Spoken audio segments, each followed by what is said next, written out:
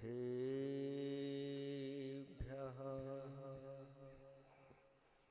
ॐ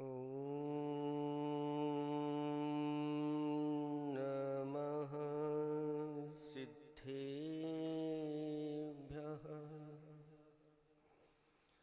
ॐ नमः सिद्धेभ्यः। श्री पंचकल्याण महार्हणार्हा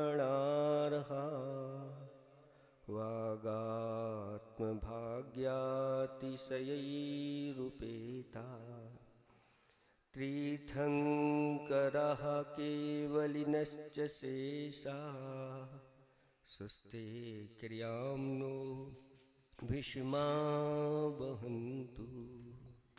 ये शुद्धमूलोत्तरिषद्गुणाना माधार भावा दनगारिशंया निर्ग्रंथुवर्या निर्बद्धचर्या स्वस्ते क्रियां नो जगते रहिताना। देवादिदेव इक्खजराठ कैबल्य कमलापति आदि ब्रह्मा आदिनाथ भगवान की जय हो। देवादिदेव इक्खजराठ श्री शांतिनाथ भगवान की जय हो। देवादिदेव इक्खजराठ वर्तमान शासन नायक महावीर भगवान की जय हो। परम पूज्य 108 आचार्य प्रवर गुरुवर श्री विद्यासागर जी महामुनिराज की जय हो। 3 कम 9 करोड़ मुनिराजों की पंच कल्याणक महामहोत्सव की जय हो। बोलिए परम पूज्य मुनि श्री विमल सागर जी महाराज की, समस्त आचार्य संघ की। धर्म स्नेही भव आत्माओं, आज से आपके जीवन का एक नया इतिहास लिखा जाने वाला है और मंगलाचरण के रूप में यहाँ पर शुभ रूप से ध्वजारोहण हो चुका है और यह कार्य की शुरुआत हो चुकी है। आचार्य भगवंत कहते हैं कि भावना भावनाशनी हुआ करती है। हम जैसी भावना करते हैं उसके अनुरूप फल मिलता चला जाता है। अगर यह संसारी प्राणी अच्छी अच्छी शुभ भावनाएं करता है तो वह इस भव का नाश करके एक दिन सिद्धत्व को प्राप्त कर लेता है। और यह संसारी प्राणी अगर निरंतर अशुभ कुभावनाओं में लगा रहता है तो निरंतर त्रिंच नरक गतियों को प्राप्त होता रहता है और अनेक प्रकार के दुख उठाता रहता है। जिस जीव के ये पंच कल्याणक यहाँ मनाने जा रहे हैं उस जीव ने भी पूर्व भाव में ऐसी ही भावनाएं भाई थी। केवली के पाद मूल में, जिसे सभी लोग जानते हैं कि वह 16 कारण भावनाएं हुआ करती हैं।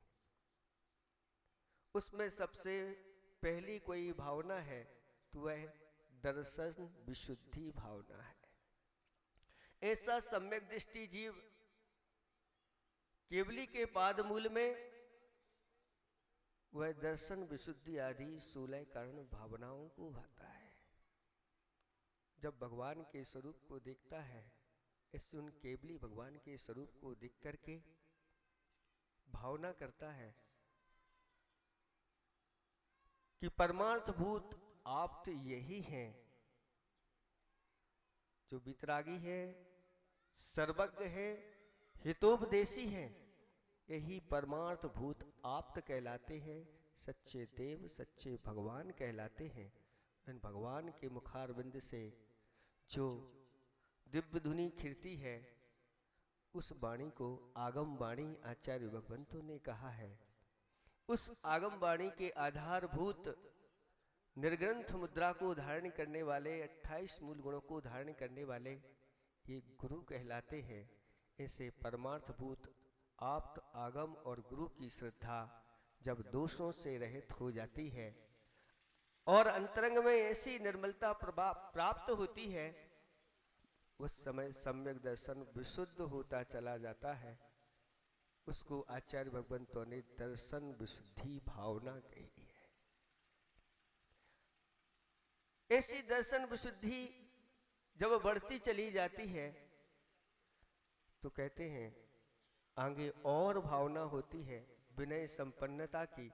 जो ऐसे सच्चे देव शास्त्र गुरु की विनय निरंतर करता चला जाता है, वह व्यक्ति ऐसे ही सर्वश्रेष्ठ पुण्य को संचय करता चला जाता है।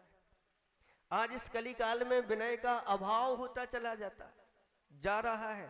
लोग झुकना नहीं चाहते, और झुकेंगे भी तो थोड़े झुकते हैं, इसलिए उन सब की कमर बेंड होती चली जा रही है और सब कुर्सी पकड़ते चले जा रहे हैं। आचार्य भगवंतों ने कहा कि सच्चे देव शास्त्र गुरु के प्रति जो जितना झुकता है, उतना ही वह गुणों से भरता चला जाता है,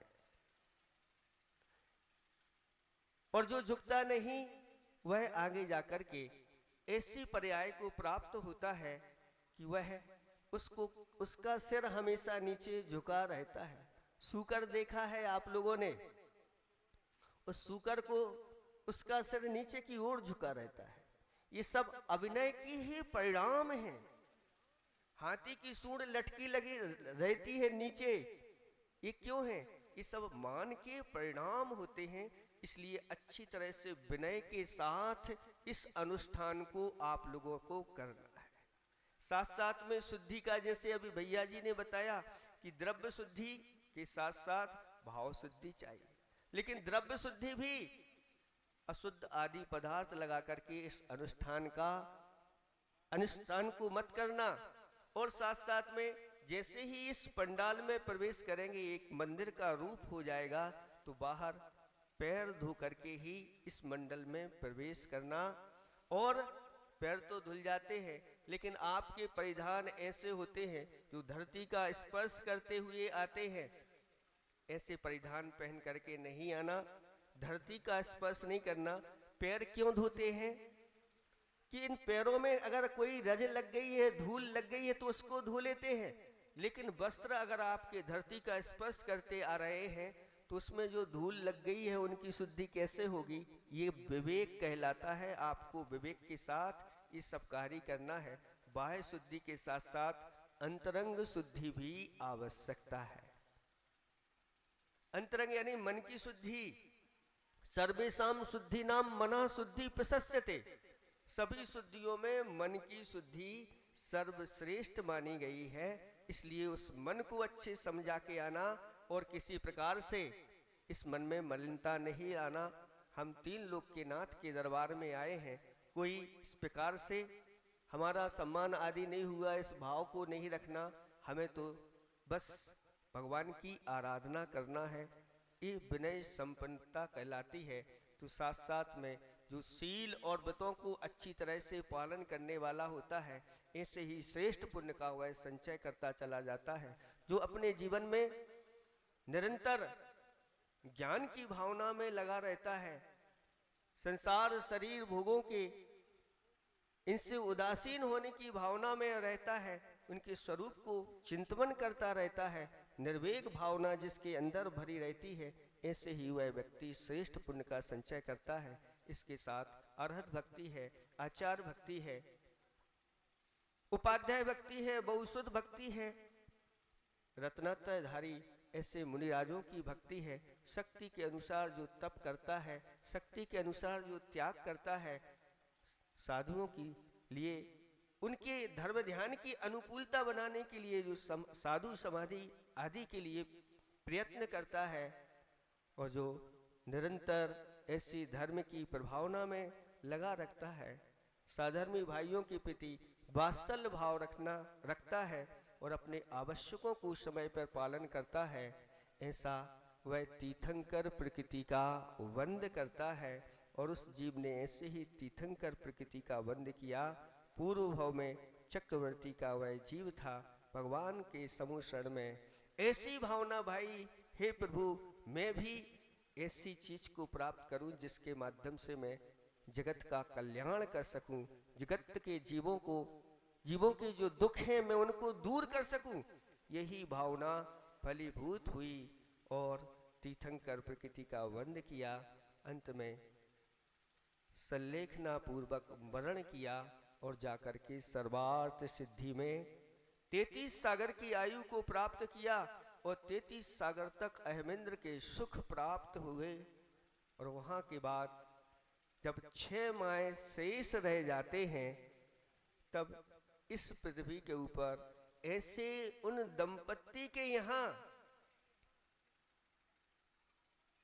वह जीव अवतरण लेने के लिए तैयार हो जाता है। कहते हैं कि अगर उत्तम भूमि हो और उत्तम बीज हो और उत्तम काल आदि मिल जाए तो उत्तम फल आदि की प्राप्ति हो जाती है। ऐसे ही उत्तम दंपत्ति के यहाँ वह उत्तम दंपत्ति कौन है? जो तीर्थंकर जिनके गर्भ में अवतरित होंगे। तो ढूंढा गया तो वह कहाँ मिले? अयोध्या नगरी में मिले। जैसे अभी यहाँ पर भावनाएं लोगों की आई माता पिता बनने की, तब ढूंढे उसमें भी कौन उत्तम है। ऐसे पात्र, उत्तम पात्र कौन हो सकते हैं? तो कहा जो पुरुष के योग्य गुणों को धारण करने वाले होते हैं, स्त्री के योग्य गुणों को धारण करने वाले होते हैं, ऐसे उत्तम दंपत्ति कहलाते हैं। पुरुष के योग्य गुण कौन से हैं? तो कहा पात्रे त्यागी, गुणे रागी, भोगे परिजनहि सह, शास्त्रे बुद्धा, रणे युद्धा, पुरुषः पंच लक्षणः। जो पात्रों के लिए निरंतर त्याग करते रहते हैं, दान करते रहते हैं, ऐसे रत्नात्रय को धारण करने वाले गुणवान जीवों के प्रति जो अनुराग करने वाले होते हैं, उनकी भक्ति में तत्पर रहते हैं, जो अपने परिवार के साथ उठना बैठना जिनका होता है, जो शास्त्रों का ज्ञान रखने वाले होते हैं, और रण योद्धा, रण में हमेशा स्वयं की, अपने परिवार की, अपने राष्ट्र की, अपने धर्म की रक्षा करने के लिए तत्पर रहते हैं, ऐसे 5 लक्षणों से युक्त श्रेष्ठ पुरुष होते हैं। तो 5 लक्षण स्त्रियों के भी हुआ करते हैं। वह क्या है? तो अनुकूला, जो स्त्रियां अपने कुल के अनुकूल चलती हैं, अपने धर्म के अनुकूल चलती हैं, अपने बड़े जनों के अनुकूल चलती हैं, अपने देव शास्त्र गुरु के अनुकूल चलती हैं, एक लक्षण उनका है। दूसरा है सदा तुष्टा, जो सदा संतोष धारण करने वाली होती हैं, जो भाग्य से मिला है उसमें ही वह संतोष को धारण कर लेती हैं। तीसरे नंबर पर दक्षा है, जो गृह विज्ञान की कला में कुशल होती हैं। कहते हैं जो महिलाएं घर अच्छे से चलाना जानती हैं, उनका घर स्वर्ग हो जाता है, जो घर चलाने नहीं जानती, नरक जैसी स्थिति हो जाती है। इसके बाद फिर एक लक्षण बताया कि वह दक्षा हो, यानी शास्त्रों की ज्ञाता हो, विदुषी हो। और एक लक्षण बताया जो शीलवान स्त्रियां होती हैं, ऐसी 5 लक्षणों से युक्त स्त्रियां साक्षात श्री का रूप होती हैं, और ऐसी स्त्रियों के यहाँ ही ऐसे ही संतान की उत्पत्ति होती है, जो जगत का कल्याण करने के लिए तत्पर हो जाती है। इस कलिकाल में भी श्रीमंती और मल्लप्पा जी के यहाँ ऐसी ही संतान ने जन्म लिया, और संतान ने आगे जाकर के ऐसा ये दिगंबर रूप धारण किया। आज पूरे भारतवर्ष में, विश्व में हमारे गुरुदेव, उनकी पूजा प्रशंसा, सर्वत्र उनका यश फैल रहा है, और उन्होंने अपनी साधना के माध्यम से और हम सब जीवों का कल्याण किया है। ये सब दंपत्ति जब ऐसे दोनों हो जाते हैं तो गृहस्थी की गाड़ी भी बहुत अच्छी चलती है। और तो और उन दंपत्ति को देखो को कैसी उन्होंने भावना भाई होगी कि उसके फलस्वरूप जितनी संतानों को जन्म दिया सभी मोक्ष मार्ग पर आगे बढ़ गए और स्वयं भी मोक्ष मार्ग पर आगे बढ़ गए। और राजस्थान वालों को ये सौभाग्य मिला कि इस राजस्थान की भूमि पर अजमेर नगर में उन गुरुदेव की दीक्षा धारण की। ये धरती भी धन्य हो गई, पवित्र हो गई। ऐसे उन दंपतियों ने भावना भाई कि हमारे यहाँ ऐसे पुत्र की उत्पत्ति हो जो पुत्र पूरे लोक का पालनहारा बने। ऐसा उत्तम पुत्र उसको जन्म दूं जो जन्म से ही अनेक अतिशयों को धारण करने वाला हो।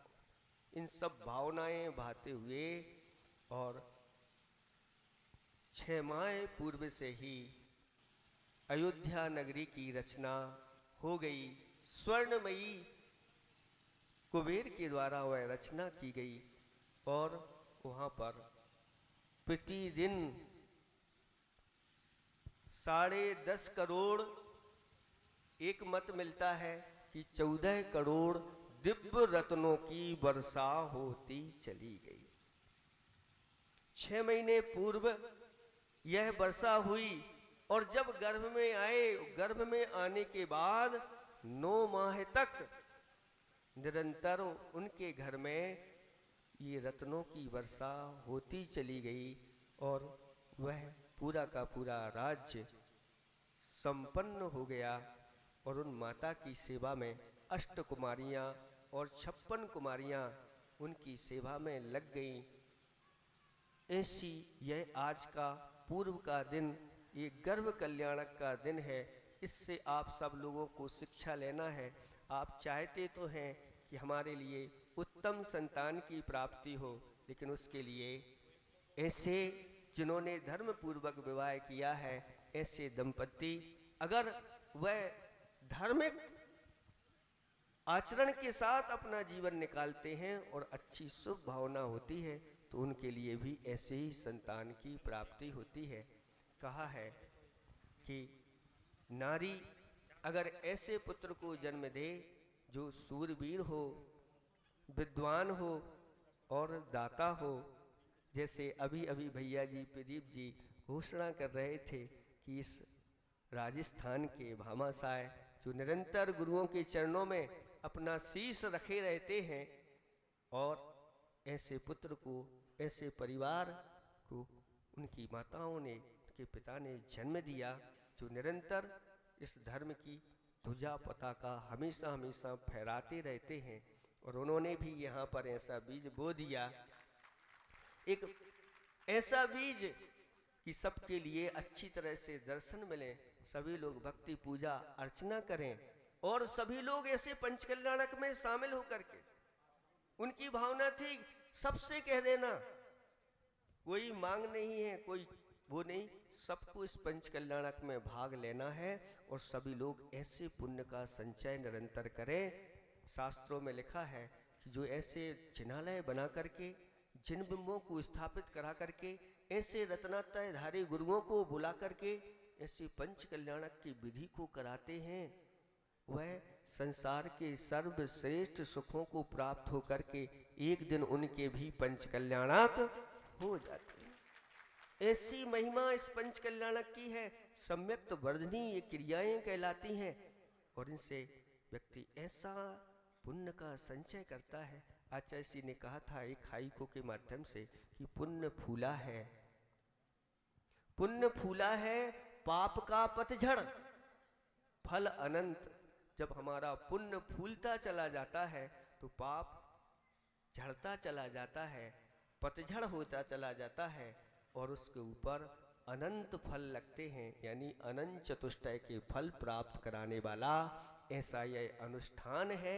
इस अनुष्ठान को अच्छी तरह से विधि पूर्वक सब कुछ, जैसा भैया जी ने कहा था कि 5 दिन के लिए, वैसे तो ये 7 दिन का अनुष्ठान होता है, लेकिन आप लोगों के लिए 2 दिन कम कर दिए गए हैं, इसलिए वो 7 दिन का आपको 5 दिन में ही पूरा का पूरा लाभ लेना है और ऐसा पुण्य संचय करना है। किसी ने कहा है कि पुण्य से, धर्म से खुद ही को कर बुलंद इतना कि प्रभु पूछे तेरी रजा क्या है। भगवान ही पूछने लगे, बोलो तुम्हारे लिए क्या चाहिए। गुरु ही पूछने लगे, तुम्हारे लिए क्या चाहिए। और आप कहो हमें भगवान कुछ नहीं चाहिए, बस भगवान आप चाहिए या आप जैसा मुझे स्वरूप चाहिए, इसके अलावा और कुछ नहीं। इतना ही हम आज शुरुआत में आप सब लोगों को आशीर्वाद प्रदान करते हैं कि गुरुदेव के आशीर्वाद से यह कार्य आनंद संपन्न हो और जैसा प्रतिष्ठाचारी कहते चले जाएं, समय से उस सब कार्यों को आप लोगों को करना है, जिसके माध्यम से यह हमारे लिए एक जीवन की आनंदमयी अनुभूति प्राप्त होती रहे। अहिंसा परमो धर्म की। बोलिए परम पूज्य आचार्य गुरुदेव श्री विद्यासागर जी महाराज की। आपकी आवाज तो ऐसी लग रही जैसे गिरनार जी की